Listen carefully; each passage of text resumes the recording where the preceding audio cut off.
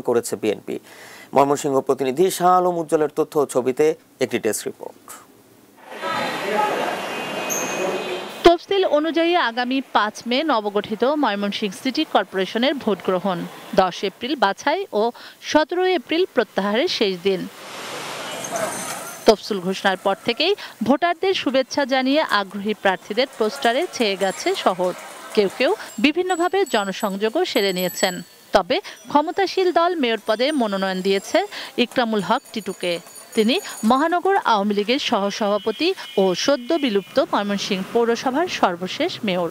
যদি আমাদের সম্মানিত নাগরিকবৃন্দ আগামী দিনে আমাকে ভোট দিয়ে, নৌকা প্রতীকে ভোট দিয়ে নির্বাচিত করে দায়িত্ব পালনের সুযোগ দান করেন, আমি ময়মনসিংহকে একটি সমৃদ্ধ নগরী গড়ে তোলার লক্ষ্যে আমার পক্ষ থেকে আমি সর্বশক্তি দিয়ে ইনশাল্লাহ কাজ করব। মেয়র পদে জাতীয় পার্টি মনোনয়ন দিয়েছে জাহাঙ্গীর আহমেদকে। সংসদে বিরোধী দলীয় উপনেতা বেগম রওশন এরশাদ ময়মনসিংহে বড় ফ্যাক্টর।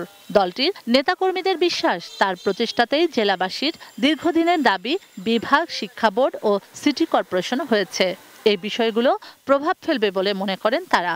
আমরা আশা করি ময়মনসিংহের মানুষের জন্য বেগম রওশন এরশাদ যে উন্নয়নের বার্তা নিয়ে শুরু করেছেন, সেই বার্তার প্রশ্নে শান্তিপ্রিয় মানুষ, শান্তির রাজনীতি করে বেগম রওশন এরশাদ, তার দল জাতীয় পার্টির পক্ষে রায় দিবেন। প্রার্থী দেবে না বিএনপি। দলের নেতারা বলছেন, এই সরকারের অধীনে নির্বাচন সুষ্ঠু হওয়ার সম্ভাবনা নেই। আর চেয়ারপারসন খালেদা জিয়ার মুক্তি ছাড়া কোনো নির্বাচনে অংশ নেবে না বিএনপি। দেশনেত্রী খালেদা জিয়াকে মুক্ত করার জন্য আইনি প্রক্রিয়া বলেন, আন্দোলন বলেন, যে কোনো প্রক্রিয়ায় খালেদা জিয়া মুক্ত করার জন্য যে কর্মসূচি দেওয়া হবে, সেটাই আমাদের একমাত্র কাম্য, যে আমরা ওনার মুক্তির আগে আমরা কোনো নির্বাচন অংশগ্রহণ করব না। ময়মনসিংহ সিটি নির্বাচনে ১৩০টি কেন্দ্রের সবকটিতে ভোট গ্রহণ হবে ইভিএম পদ্ধতিতে। শুক্লা সরকার, ডেস্ক রিপোর্ট।